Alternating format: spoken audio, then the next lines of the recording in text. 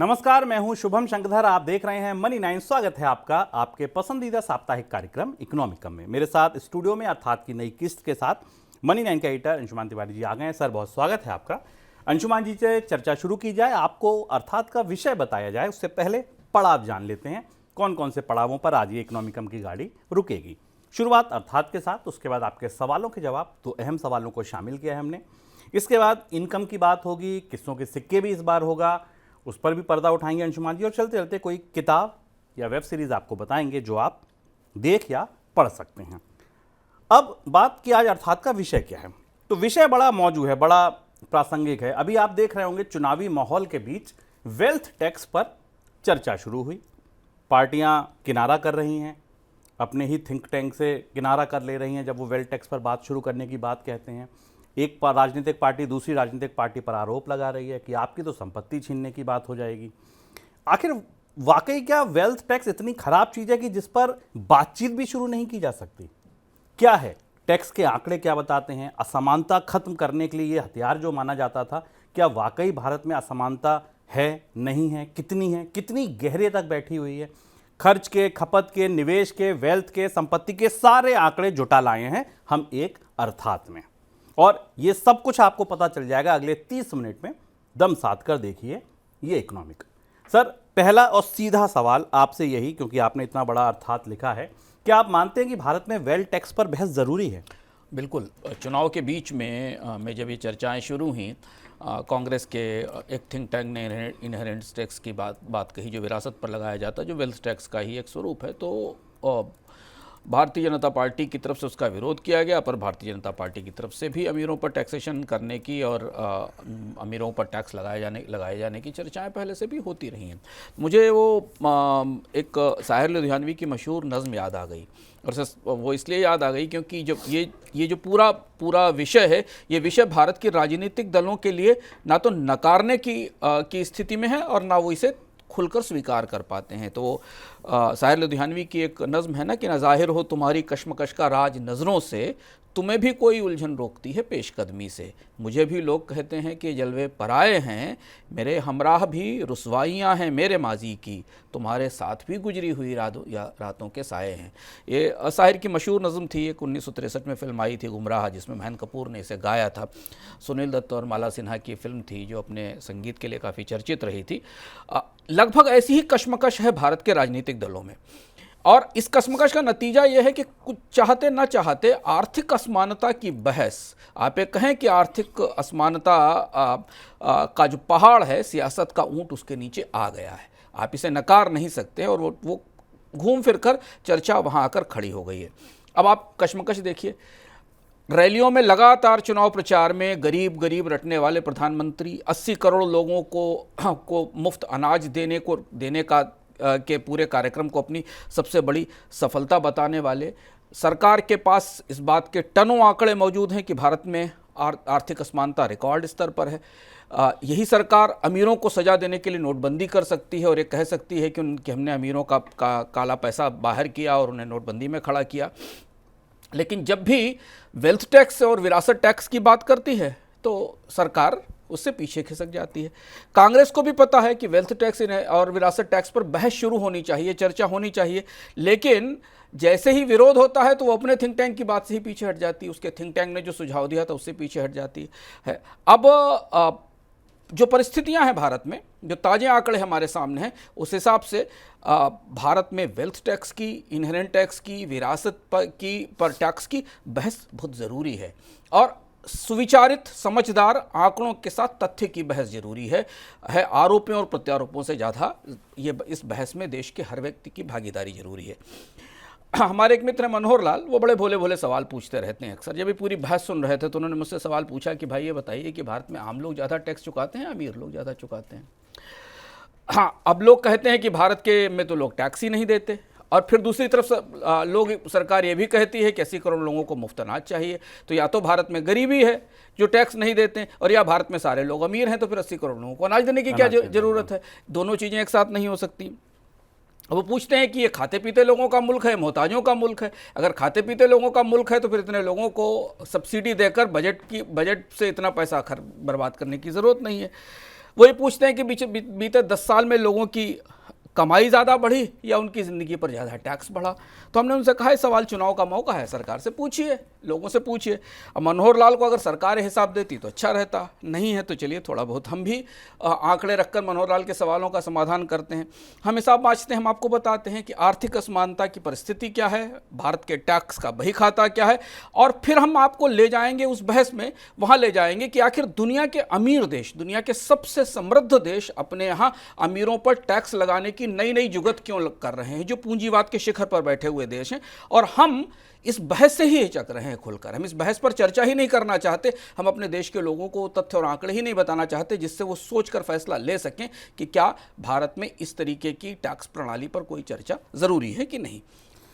चलिए, तो आर्थिक असमानता की कहिए, क्योंकि वेल्थ टैक्स तो वहीं से आता है, तो इसकी बहस के लिए आपको क्या लगता है, कौन से ऐसे कोने हैं जहां पर प्रकाश जरूरी है, जहां पर टॉर्च मारना जरूरी है? तो देखिए, सबसे पहले तो कमाई। तो जब कमाई होती है तो क्या भरते हैं हम? इनकम टैक्स भरते हैं। तो एक टैक्स के आंकड़ों को बटोर लेते हैं, दूसरा टैक्स के बाद जो आपकी संपत्ति बचती है उनके आंकड़ों को बटोर लेते हैं, और एक खपत, क्योंकि आप कमाते हैं तो खर्च करते हैं और खर्च पर भी टैक्स देते हैं, एक उनके आंकड़ों को बटोरते हैं। इसके बाद आगे की चर्चा करते हैं। तो सबसे पहले टैक्स के आर्थिक असमानता की अगर हम बात करें तो टैक्स के और संपत्ति के आंकड़े क्या बताते हैं? और शुभम, इसमें कोई आंकड़े पर्सपेक्टिव के साथ या आंकड़ों में कहीं किसी तरीके की प्रतिशत या गणना के आधार पर हम नहीं ला रहे, हम वास्तविक आंकड़े आपके सामने रख रहे हैं जो सरकार के अपने हिसाब से निकलते हैं, जिनसे आप ये समझ सकते हैं कि आर्थिक असमानता की परिस्थिति क्या है। और जैसा शुभम ने आपको बताया कि सबसे पहले टैक्स के, भारत में इनकम टैक्स के रिटर्न भरने वाले के आंकड़े आ चुके हैं, पिछले साल के भी साल के आगे आएंगे। 2022-23 के आंकड़े आए जिनमें पता चला 2.69 लाख 2.69 लाख रिटर्न ऐसे थे जिनकी आय 1 करोड़ रुपए से ऊपर थी। अब यकीनन आय से ज़्यादा रही होगी, अलग अलग तरीके से बचत की भी की गई होगी, जो घोषित आय थी वो 1 करोड़ रुपए से ज़्यादा थी।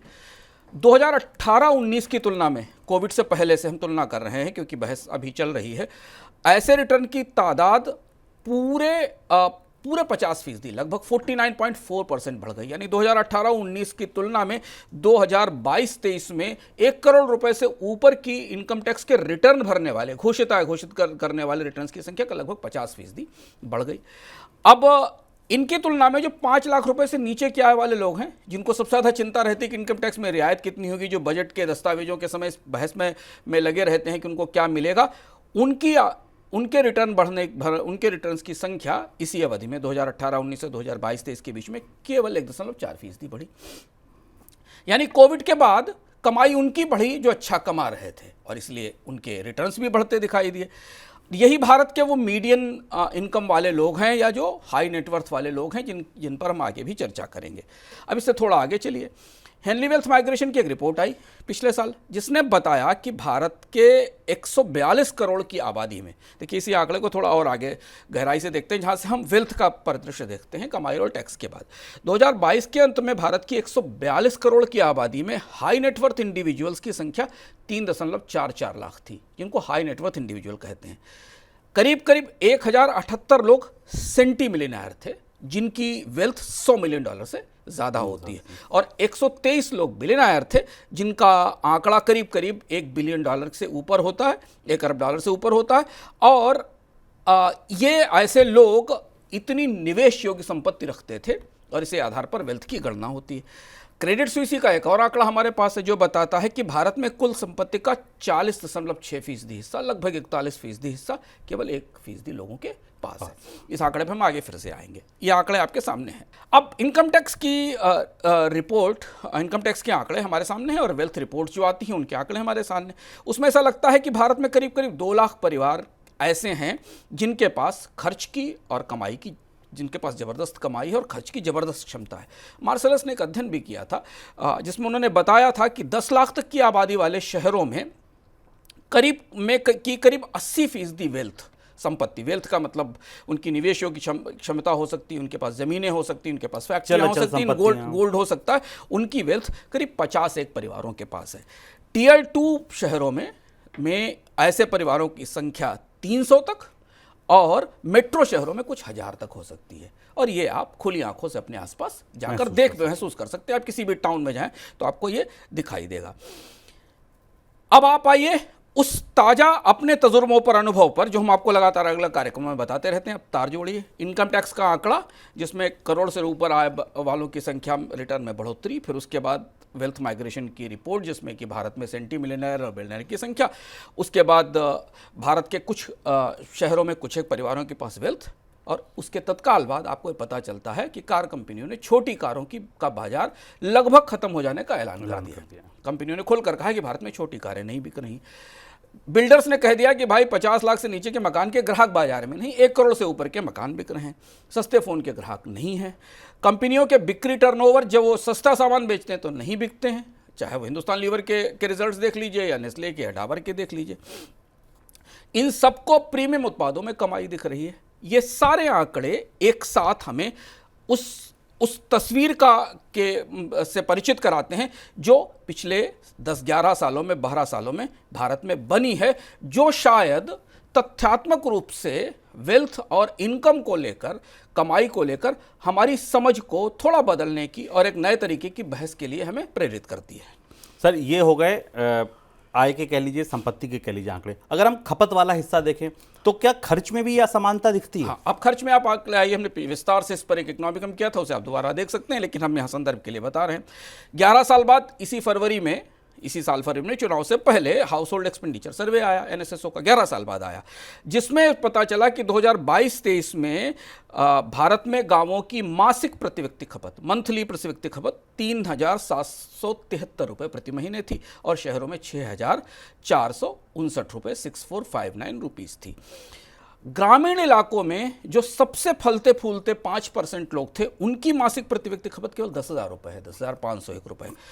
और इनका खपत खर्च गांव के 5% सबसे निचले, अगर गांव का एक पिरामिड बने और उस पिरामिड के बेस पर जो बैठे हुए नीचे लोग हैं, उस पिरामिड के सबसे नीचे बैठे हुए लोग हैं, उनकी तुलना में उनके खर्च से इन सबसे ऊपर के लोगों का खर्च 8 गुना ज़्यादा है, जबकि खर्च 10,000 रुपये है, 10,501 रुपये। यानी सबसे निचले वाले लोग तो 2,000 रुपये से कम खर्च कर रहे हैं प्रति महीने, ऐसा आंकड़े, सरकार के आंकड़ों ने बताया। 1,373 रुपये एग्जैक्टली खर्च है नीचे के लोगों का। अब शहरों में भी यह फर्क दिखता है। शहरों में जो 5% सबसे ऊपर वाले खर्च हैं, उनका खर्च करीब 20,000 रुपये से ज़्यादा है, और सबसे निचले वाले हैं उनका खर्च उससे 10.4 गुना कम है, ये नीचे है। अब शीर्ष 5% में के बाद जो अगले 5% हैं, उनके खर्च में भी बड़ा अंतर है। जो टॉप में बैठे हुए लोग हैं और उसके बाद के 5% लोग हैं, उनमें भी काफ़ी बड़ा अंतर है। विस्तार से हमने एक इकोनॉमिकम में बताया, उसका लिंक भी हमें आपको दे देंगे, उससे आप खर्च का पूरा आंकड़ा समझ सकते हैं। अब इस आंकड़े को देखिए, ये 3 उपभोक्ता खपत सर्वे हमारे सामने उपलब्ध हैं, 2004-05 के, 2011-12 के और 2022-23 के।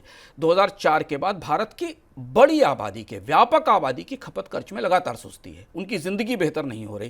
कंजम्पशन एक्सपेंडिचर ये बताता है कि लोग अपनी ज़िंदगी बेहतर करने पे कितना खर्च कर रहे हैं। अगर उनके पास पंखा था तो उन्होंने कूलर लिया, अगर उनके पास कूलर था तो उन्होंने एसी लिया, अगर उनके पास कच्चा मकान था तो उन्होंने उसकी पक्की छत करवाई, अगर उनके पास साइकिल थी तो उन्होंने बाइक ली। यही जीवन को बेहतर करने की, लाइफ स्टाइल बेहतर होने की, जीवन स्तर बेहतर होने के संकेत होते हैं। जीडीपी का आकार 20 गुना बढ़ गया पिछले साल में, 20 साल में 3 गुना बढ़ गया, पिछले 20 साल में 3 गुना बढ़ा, जबकि जीडीपी में खपत का हिस्सा 60% से घटकर 2004 में 60% से घटकर 2023 में 58% पर आ गया। तो अब इस आंकड़े को जब हम करीब से समझते तो हमें दिखता है कि खपत उन लोगों की बढ़ी जो ऊपर के स्तर पर थे, जो 5% पर थे। नीचे जिनसे बाजार बनना था, उनकी खपत में कमी आई। विश्व बैंक ने, हमने आपको बताया था, उस आंकड़े को हम फिर से आपको ग्राफिक में, चार्ट में दिखा देंगे कि विश्व बैंक ने प्रति व्यक्ति प्रतिदिन खपत की पैमाइश की है, और जिसके आधार पर न्यूनतम, मध्यवर्ती और उच्च खपत के आंकड़े हैं। इस आधार पर ये आंकड़ा आपके सामने है विश्व स्तर पर कि किसी भी देश में सबसे कम खपत करने वाले लोग कौन से हैं, उनका मासिक खर्च कितना होता है, माध्यमिक कितना होता है, 7,470 से 21,000 रुपये तक भारतीय करेंसी में। ये डॉलर में था, इसको हमने कन्वर्ट किया है भारतीय करेंसी में। माध्यमिक स्तर पर 21,016 रुपये से 57,344 रुपये तक, और 57,344 रुपये से ऊपर के स्तर पर है।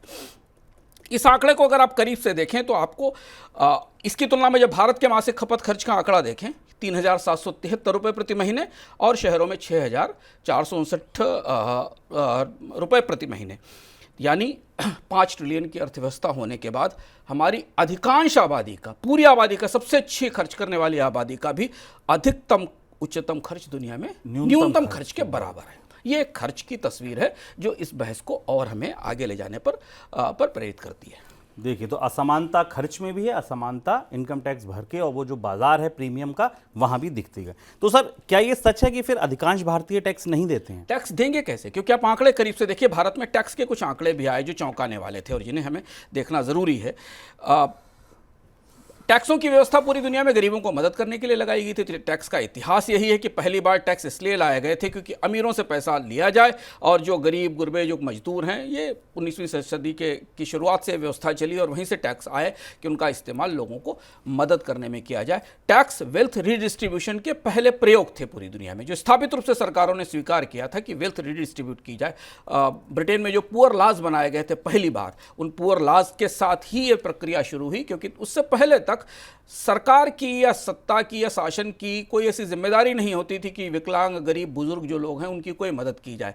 सामंत लोग थे, वो अपने मजदूरों से काम कराते थे और उनकी जो भी उनकी मजदूरी होती थी उन्हें देते थे। जब अकाल पड़ा, विभीषिका आई, तो एलिजाबेथ की सरकार ने, उस समय एलिजाबेथ प्रथम की सरकार ने पुअर लॉज बनाए जो अगले 250 साल तक पूरी दुनिया में टैक्सेशन सिस्टम का आधार रहे। ये किस्सा हम आपको पहले भी सुना चुके हैं। ऑक्सफैम की एक रिपोर्ट आई अभी हाल में, जिसमें यह पता चला कि भारत में 2022 में जितना टैक्स संग्रह हुआ, जीएसटी का जितना संग्रह हुआ, जीएसटी के आंकड़े आपके सामने आते रहते हैं, उसका 50% टैक्स देश की आबादी में आय के आधार पर सबसे निचले 50% ने दिया। ध्यान से सुनिएगा, जितना टैक्स इंडिया का जीएसटी में कलेक्ट हुआ, उस जीएसटी कलेक्शन का 50% टैक्स उन लोगों ने चुकाया जो इनकम के लेवल में सबसे नीचे खड़े होते हैं। सबसे ऊंची आय वालों से केवल 10% वसूला गया, क्योंकि उनमें कंपनियां भी हैं जिनको उनको टैक्स क्रेडिट मिलता है। जो जीएसटी के ताजे आंकड़े आ रहे हैं उसमें करीब करीब 97% संग्रह ऐसा है जो निम्न और मध्यम आय वर्ग से होता है, क्योंकि उनकी खपत पर टैक्स दिया जा रहा है। अब आपको ये लगता था कि भारत में तो लोग टैक्स चुकाते नहीं, ये तो देश मुफ्तखोरों से भरा है। बहस लंबे समय से चलती है, इनकम टैक्स देने वाले मुट्ठी भर लोग देश को खिला रहे हैं। लेकिन जो ताज़ा आंकड़ा है वो 2 लाख करोड़ रुपए पर महीने के टैक्स का है, यानी साल में 25 लाख करोड़ रुपए का जो जीएसटी आ रहा है वो कौन दे रहा है? वो देश की पूरी आबादी जो खपत कर रही है, खर्च कर रही है, उससे वो टैक्स आ रहा है।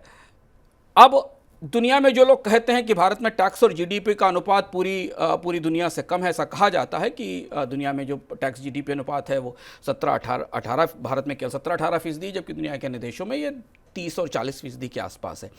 उन्हें ये पता चलना चाहिए कि इनकम टैक्स को हमेशा प्रति व्यक्ति आय की रोशनी में देखा जाता है। जब लोगों की कमाई ही नहीं है तो टैक्स कहाँ से चुकाएंगे? और अगर अमेरिका में प्रति व्यक्ति आय $68,000 के आसपास है, जिस पर टैक्स जीडीपी अनुपात 24% है। रूस में $11,000 की प्रति व्यक्ति आय है, जिस पर टैक्स जीडीपी अनुपात करीब 16.5% है। कोरिया में $31,000 की आय पर 27% का टैक्स जीडीपी रेशियो है। और इस पूरे चार्ट में आप ये देख सकते हैं। इस चार्ट के आधार पर आपको ये समझ में आएगा कि प्रति व्यक्ति आय के आधार पर टैक्स जीडीपी अनुपात कितना है। और भारत को देखिए, भारत की प्रति व्यक्ति आय $2,020, उस पर 17% का टैक्स जीडीपी रेशियो। कहाँ से कम है और कहाँ से खराब है इस आय के ऊपर? सनद रहे कि भारत में जब आप 80 करोड़ लोगों को मुफ्त अनाज दे रहे हैं तो आप उनसे टैक्स की उम्मीद तो नहीं कर सकते।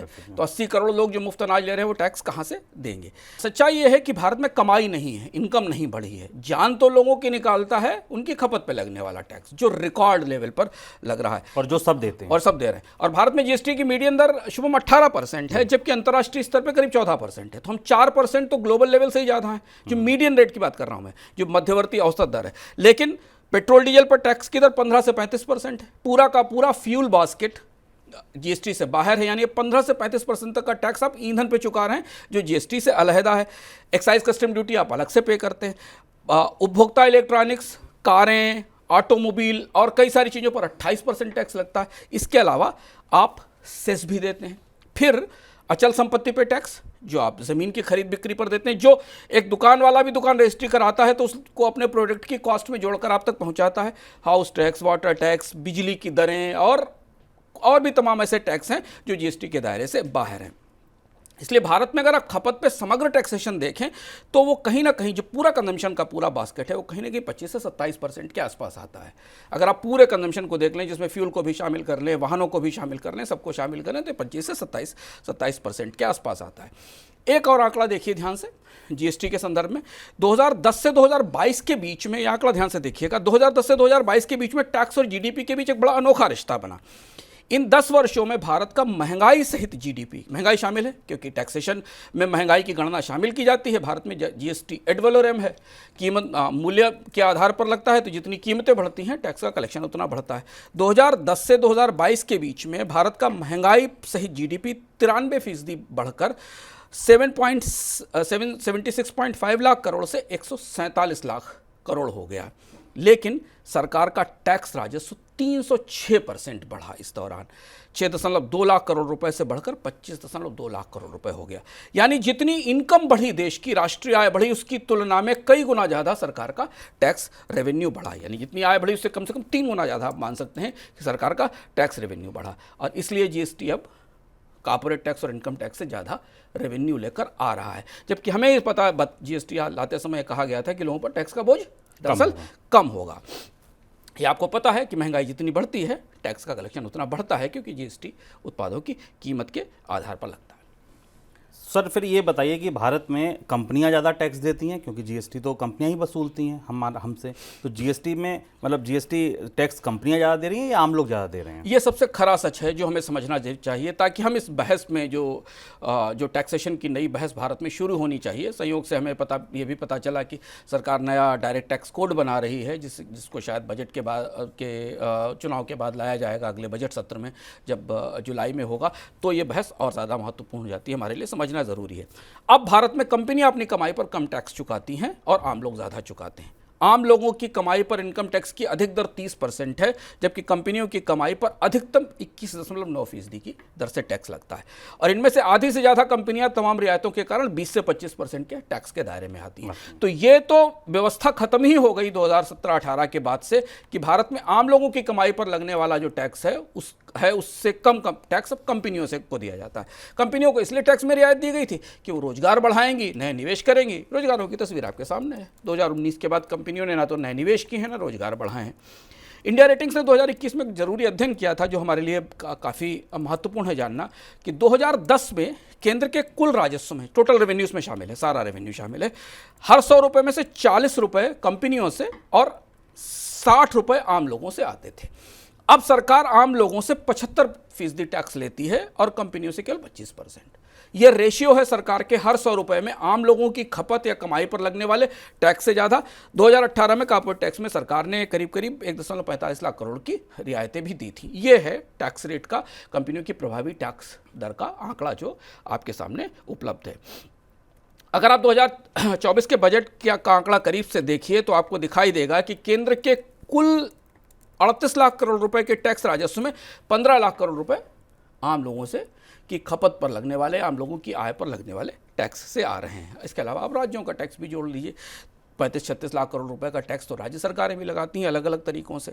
यानी अगर आप पूरे हिसाब को देखें, जो हिसाब सरकार नहीं देती संयुक्त रूप से, कि खपत पर, हमारी जिंदगी की खपत पर लगने वाले टैक्स जीडीपी के अनुपात में करीब 40% के आसपास पहुंच रहे हैं, जिसमें एक्साइज, कस्टम्स और सरकार और राज्य और जीएसटी और राज्य सरकारों के टैक्स। बिल्कुल। तो सर फिर इन सारे आंकड़ों के तथ्यों के आधार पर किन निष्कर्षों पर आप पहुंचते हैं? अब बहस इसलिए ज़रूरी है क्योंकि हमने आपको टैक्स के आंकड़े बताए, इनकम के आंकड़े बताए, हमने आपको खपत के आंकड़े बताए, और हमने परोक्ष रूप से, जिसको इनडायरेक्ट टैक्स कहते हैं, जो कि एक्चुअली डायरेक्ट टैक्स है भारत के लिए क्योंकि आम ज़्यादातर लोगों के पास कमाई नहीं है, तो उनके लिए तो उनकी खपत पर लगने वाला टैक्स ही डायरेक्ट टैक्स है जो उनसे ले लिया जाता है। इसके आधार पर देखें तो 4-5 महत्वपूर्ण तथ्य हमारे सामने आते हैं जो वेल्थ और विरासत कर की टैक्स की बहस को मजबूत करते हैं। एक ये कि भारत में आर्थिक असमानता चरम पर है, इसे कोई नहीं नकार सकता। सरकार की अपनी रिपोर्ट्स बताती हैं, अभी भी सरकार की रिपोर्ट मौजूद। सबसे ताजे आंकड़े बताते हैं कि देश में 77% वेल्थ केवल 10% लोगों के पास है। और कोविड के बाद मिडिल क्लास की संख्या में जिस तरह से कमी आई है, वो खपत के आंकड़ों में आपको स्पष्ट दिखाई देता है। हर कंपनी अब कह रही है कि उसे प्रीमियम प्रोडक्ट बनाने हैं, उसे मास खपत के जो मास कंजम्पशन के प्रोडक्ट हैं उनके उत्पादन में कमी करनी, क्योंकि उसकी मांग नहीं दिखा रही। थॉमस पिकेटी और लुइस चांसले का एक बड़ा ज़रूरी अध्ययन आया था जिसका संदर्भ मैं यहाँ देना चाहूँगा। उसने पाया कि 1922 में जब भारत में पहली बार इनकम टैक्स लगाया गया था, 1922 वो साल था जहाँ से भारत में इनकम टैक्स की शुरुआत होती है, उस समय भारत में आय असमानता अपने चरम स्तर पर थी। 1930 में लगभग देश की कुल आय का 21% हिस्सा, क्योंकि उस समय इनकम ही कम थी, देश की छोटी सी अर्थव्यवस्था थी, देश की कुल आय का 21% हिस्सा शुभम 1% लोगों के पास था। इनकम टैक्स के बाद 1980 तक इसमें तेज गिरावट आई और 1% लोगों के पास आय का करीब 6% हिस्सा बचा, यानी वेल्थ रिडिस्ट्रीब्यूशन जो कि इनकम टैक्स का मॉडल पहले था वो उसका लाभ दिखाई देता है। लेकिन इसके बाद 1980-1985 के बाद ये खाई लगातार तेजी से बढ़ती चली गई। तीसरी और महत्वपूर्ण बात यह कि सरकारें इनकम पर और खपत पर टैक्स लगाकर थक चुकी हैं, अब उनके पास टैक्स लगाने के विकल्प नहीं बचे हैं। वेतनभोगियों से अधिकतम सीमा तक टैक्स लिया जा चुका है, बचतों से सारी रियायतें खत्म कर दी हैं। आपको पता, सरकार ने तो अब नई जो व्यवस्था टैक्सेशन की दी है उसमें आपको कोई रियायत नहीं मिलती है, तो इनकम टैक्स की रियायतों का दौर पीछे भी गुजर गया।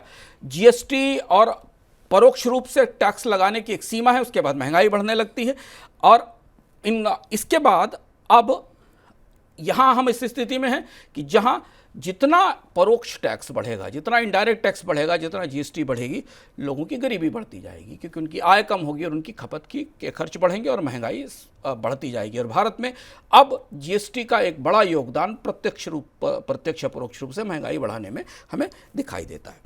एक और महत्वपूर्ण बात जो जानना ज़रूरी है कि अमीरों की आय पर या समृद्ध लोगों की आय पर टैक्स लगाने की व्यवस्था स्वीकार्य प्रणाली है। और भारत की सरकारें अपने पिछले बजटों में रह कर उच्च आय वाले लोगों के ऊपर सरचार्ज और टैक्सेस लगाती हटाती रही हैं। अगर आप पूरा इतिहास देखें बजटों का, पिछले 25 साल का इतिहास देखें तो 25 साल के इतिहास में आपको आधा दर्जन ऐसे बजट मिलेंगे जिनमें अचानक वित्त मंत्री ने कहा कि अमीरों से ज़्यादा पैसा लाने जरूरी है और उनके ऊपर सरचार्ज लगा दिया जाए, फिर अगले बजट में उसको हटा लिया गया। भारत में 2015 तक वेल्थ टैक्स था जिसे तत्कालीन वित्त मंत्री अरुण जेटली ने खत्म कर दिया और 1985 में स्टेट ड्यूटी थी जो कि विरासत कर का, इनहेरिटेंस टैक्स का ही एक स्वरूप थी, उसे 1985 में खत्म कर दिया गया। भारत में अब केवल कैपिटल ट्रांसफर पर टैक्स लगता है जिसे हम कैपिटल गेंस कहते हैं। लेकिन आपको ध्यान रखना जरूरी है कि समृद्ध लोगों की, अमीर लोगों की संपत्ति ज़्यादातर ऐसे विकल्पों में है जिसे बेचा नहीं जाता और इसलिए वो संपत्ति बढ़ती जाती है, उस पर कोई टैक्स नहीं लगता जब तक कि आप उस कैपिटल का ट्रांसफर नहीं करेंगे, उसे सेल नहीं करेंगे, बेचेंगे नहीं। स्टॉक है या लैंड है या एसेट से जब तक आप उसे बेचते नहीं तो हो यह है कि यही वेल्थ अब मूव करके दुनिया के अलग अलग हिस्सों में चली जाती है। पांचवी सबसे बड़ी बात, अमेरिका और यूरोप यूं ही अमीरों पर टैक्स नहीं लगा रहे हैं।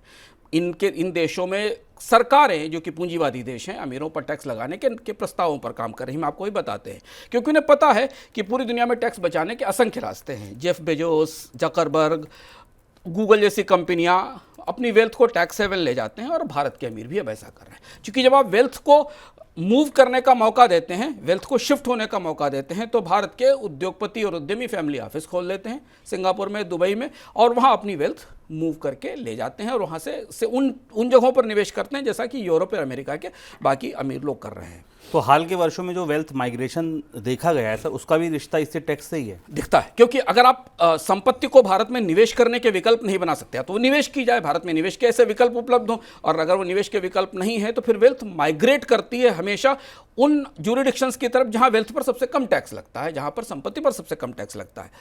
एफ्रेशिया बैंक का रिव्यू आया था, उसके मुताबिक 2018 में समृद्धि गंवाने वाले मुल्कों में चीन और रूस के बाद भारत तीसरे नंबर पर था। 2017 में भारत से करीब 7,000 सुपर रिच विदेश में बस गए। लगातार आंकड़े आपके पास आते रहते हैं। मोर्गन स्टैनली ने इससे पहले बताया था कि 2014 के बाद करीब 23,000 समृद्ध परिवार विदेश में जाकर बस गए। हेनली रिपोर्ट की जो आई थी उसके मुताबिक ऐसा पता चला था कि जिनके पास ऐसे 7,000 व्यक्ति जिनके पास निवेश के लिए $1 मिलियन से ज़्यादा की एसेट है, हर साल भारत छोड़ रहे हैं। यानी वो जो कमाई कर रहे हैं वो भारत में ही हो रही है, पर उनकी जो वेल्थ है वो कहीं दूसरे देश में जाकर निवेश हो रही। और इसलिए पिछले 2 साल के अंदर, 3 साल के अंदर फैमिली ऑफिस बनाने में, विदेश में अपने दफ्तर खोलकर वेल्थ ले जाने की संख्या में बड़ा इजाफा, बड़ी बढ़ोतरी दिखाई देती है। हम लोग जो जिन सेवाओं के लिए सरकार को टैक्स देते हैं उन्हीं को निजी क्षेत्र से महंगी दरों पर खरीदते हैं। हम सरकार को पानी के लिए टैक्स देते हैं और पानी की सुविधा भी खरीदते हैं। हम अस्पताल, चिकित्सा के लिए सरकार को टैक्स देते हैं और वही सब प्राइवेट सेक्टर से टैक्स समेत खरीदते हैं, उन पर जीएसटी लगती है। अस्पताल में जाकर इलाज कराते हैं, उस पर जीएसटी लगता है और सरकार हमें हेल्थ सेवाएं देने के लिए टैक्स लेती है। और इसलिए अगर भारत के लोगों की आय का 30%, 35% हिस्सा टैक्स चुकाने में जा रहा है तो कोई सरप्राइज नहीं है, गलत बात नहीं है, सरकार को टैक्स लेना चाहिए। लेकिन इसके बदले सामाजिक सुरक्षा कहाँ है, पेंशन कहाँ है, बाकी सुविधाएं कहाँ हैं जो इतने टैक्स के बदले लोगों को मिलनी चाहिए, यूनिवर्सली सारे लोगों को मिलनी चाहिए। जो यकीन मानिए इस समय चुनाव के इस पूरी हवा में जो लोग वेल्थ या विरासत टैक्स को लेकर लानतें भेज रहे हैं, आने वाले समय में वो भारत में ऐसा करने को मजबूर होंगे। बजट की गणित ऐसा बता रही, आर्थिक असमानता की गणित ऐसा बता रही, टैक्सों की अधिकतम सीमा तक पहुंचने की गणित ऐसा बता रही है। क्योंकि देखिए तो दुनिया में क्या हो रहा है, भारत ही नहीं पूरी दुनिया में क्या हो रहा है। अमेरिका के राष्ट्रपति ने चुनाव से पहले अपने आखिरी बजट में अमीरों पर टैक्स लगा दिया, बाइडेन ने। काफ़ी चर्चा हुई लेकिन किसी ने विरोध नहीं किया, क्योंकि लोगों को पता है कि अमेरिका में प्लूटोक्रेट्स पर टैक्स लगाना ज़रूरी है। अमेरिका के 7 स्टेट्स, जो कि अमेरिका में टैक्स लगाने का अधिकार, वेल्थ पर इनकम टैक्स लगाने का अधिकार राज्यों के पास भी है, तो अमेरिका के 7 स्टेट्स ने प्लूटोक्रेट्स या उबर रिच जिनको कहते हैं, उन पर नया वेल्थ टैक्स लगाने के प्रस्ताव पास कर दिए हैं। ये अमेरिका के 7 राज्यों में हुआ है। कनाडा की सरकार अपने अमीरों पर कैपिटल गेन्स टैक्स बढ़ाने जा रही है, क्योंकि उनको दिख रहा है कि बहुत सारा पूंजी निवेश हो रहा है और पूंजी आ रही है, इसलिए उस पर कैपिटल गेन्स टैक्स लगाया जाए। यूरोपियन यूनियन की टैक्स ऑब्जर्वेटरी ने पिछले साल बताया था, अक्टूबर में बताया था, कि टैक्स चोरी रोकने के लिए दुनिया भर के अमीरों पर 2% का वेल्थ टैक्स लगाया जाना चाहिए। ऑक्सफैम की रिपोर्ट थी कि अगर यूरोपीय समुदाय अमीरों पर 2 बिलियन नेट 2% का नेट वेल्थ टैक्स लगा दे तो उसे 2.86 बिलियन यूरो का रेवेन्यू आ सकता है। भारत की कंपनियां अब पूरी दुनिया में, एमएनसी कंपनियां, एक फ्लैट 15% के टैक्सेशन का चुकाने के लिए बाध्य होंगी, क्योंकि जो नई व्यवस्था आई है उसमें एमएनसी कंपनियों पर दुनिया के कई जुरिडिक्शन में टैक्स लगाया जा रहा है। तो अगर आप ये कहें कि नहीं ये बहस बेमानी है, बेसिर पैर की है, तो तथ्य इसको समर्थन नहीं करते। राजनीतिक दल इससे सर हिलाकर इधर उधर निकल सकते हैं, पर वो विक्टर ह्यूगो कहते थे ना कि जिस विचार का समय आ जाता है उसे फिर रोकना मुश्किल हो जाता है। तो अभी चुनाव की हवा में दाएं बाएं कर दिया जाए, लेकिन जब भी जो सरकार सत्ता में आकर बैठेगी उसे सोचना पड़ेगा कि जो टैक्स का हिसाब है, जो कमाई और लोगों की बचत का और खपत का हिसाब है, अगर उन्हें कोई रियायतें, सुविधाएं, राहतें दी जानी है देश के निर्धन लोगों को, तो उसके लिए कहीं ना कहीं से तो संसाधनों की व्यवस्था करनी होगी। और उसमें संसाधनों की व्यवस्था में वेल्थ टैक्स एक ज़रूरी हथियार हो सकता है। तो ये था अर्थात। अब आगे आपके सवाल जवाब। सर, निखिल ये कह रहे हैं कि खपत के पहिए को कैसे चलाया जा सकता है? क्या पेट्रोल डीजल की कीमतों में कटौती से ये संभव है? बहुत ज़्यादा नहीं, क्योंकि पेट्रोल डीजल की कीमतों में कटौती से थोड़ी बहुत महंगाई में कमी आ सकती है, लोगों के ट्रांसपोर्ट की लागत कम हो सकती है। लेकिन पेट्रोल डीजल की कीमतों में कमी इसलिए संभव नहीं है क्योंकि हमारी निर्भरता इंपोर्ट पर है। भारत 80 से 85% कच्चा तेल इंपोर्ट करता है, जिसकी कीमतें भारत के नियंत्रण में नहीं है। कीमतें $90, $85 के आसपास हैं। ताज़े आंकड़े बता रहे हैं कि ऑयल कंपनियों की कमाई में तेज गिरावट आई है। तो सरकार एक सीमा तक ही रियायत दे सकती चुनावी आधार पर, लेकिन अगर क्रूड की कीमत ही महंगी है तो इसमें बड़ी रियायत नहीं दी जा सकती। खपत के पहिए को चलाने के लिए उन चीज़ों पर टैक्स कम करना होगा सबसे पहले जो लोगों की आम खपत की चीज़ें हैं, और इसके लिए सरकारों को, जो ये बड़ा फूलकर बड़ी बड़ी सरकारें बन गई हैं, इन्हें अपने खर्च सीमित करने होंगे। और दूसरी कोशिश ये करनी होगी कि किसी न किसी तरह से लोगों की कमाई में, आय में बढ़ोतरी हो, तभी डिमांड में बढ़ोतरी नजर आएगी। दूसरा सवाल सर, अमन का है, कह रहे हैं खपत टूटी है, आय नहीं है, तो फिर शेयर बाजार में तेजी कैसे है? शेयर बाजार की तेजी बड़ा दिलचस्प है, इस पर लंबी कभी चर्चा कर सकते हैं। शेयर बाजार की तेजी को करीब से देखने की कोशिश करिए। शेयर बाजार में निवेश कौन कर रहा है और कौन सी कंपनियों के स्टॉक्स ऊपर जा रहे हैं, इससे आपको बाजार की तेजी में खपत का रिफ्लेक्शन दिखाई देने लगेगा।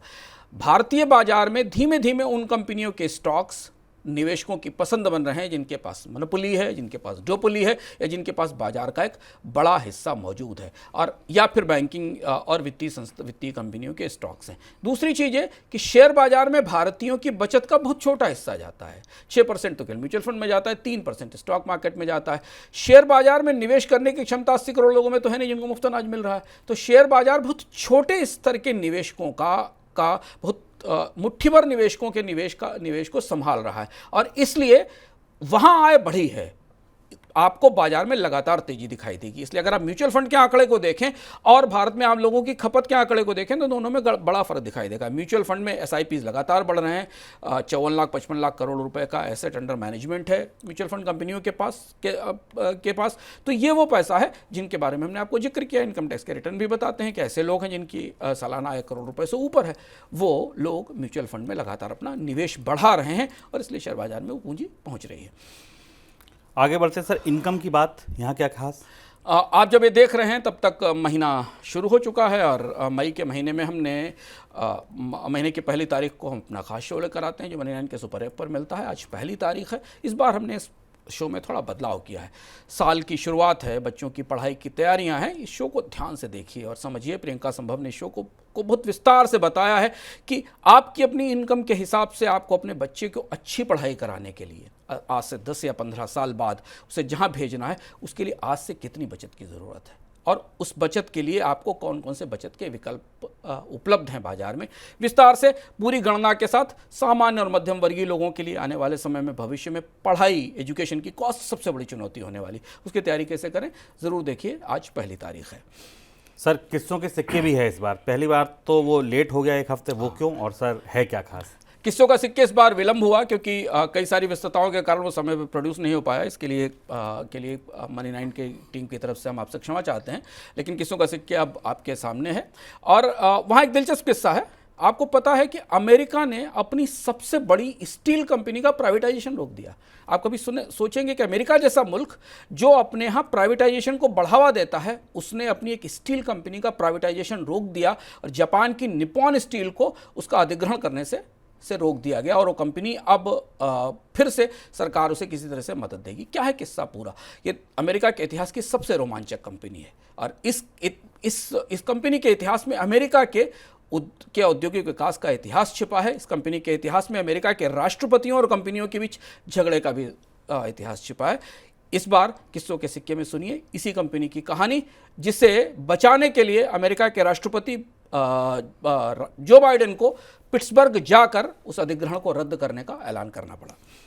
चलिए अंतिम पड़ाव सर, कोई किताब या वेब सीरीज क्या बताना चाहेंगे इस बार आप? एक बहुत अच्छी डॉक्यूमेंट्री आई है। अगर आप लोग पत्रकारिता से जुड़ी डॉक्यूमेंट्री है। आपको प्रिंस एंड्रू का वो मशहूर किस्सा 2018-19 का याद होगा, जिसमें में एक बड़े सेक्स ऑफेंडर एप्स्टीन के साथ उनके रिश्तों को लेकर गहरा विवाद हुआ था और उसके बाद उन्हें अपनी रॉयल ड्यूटीज से हटा दिया गया था। इस सारे किस्से को एक इंटरव्यू ने सामने प्रस्तुत किया था और वो अनोखा इंटरव्यू बीबीसी की तरफ से किया गया था। वो इंटरव्यू कैसे हुआ, उस पत्रकार ने एंड्रयू को इंटरव्यू के लिए कैसे तैयार किया और उस इंटरव्यू में एंड्रयू ने सब कुछ वो कह दिया जो वो नहीं कहना चाहते थे। बेहद अद्भुत 1 घंटे 1.5 घंटे की डॉक्यूमेंट्री है, स्कूप के नाम से, नेटफ्लिक्स पर ज़रूर देखिए। आपको आनंद आएगा कि किसी बड़े व्यक्ति से या ब्रिटेन के राज परिवार के व्यक्ति को भी जब सक्षम पत्रकार मिल जाते हैं तो किस तरह से इंटरव्यू करते हैं और किस तरह से पूरा मामला पूरी दुनिया में सबसे अधिक देखे गए शो के तौर पर सामने आया। ऐसा माना जाता है कि प्रिंस एंड्रयू का बीबीसी के न्यूज़ नाइट पर वो इंटरव्यू दुनिया के यहाँ में सबसे ज़्यादा देखे गए इंटरव्यूज़ में से था।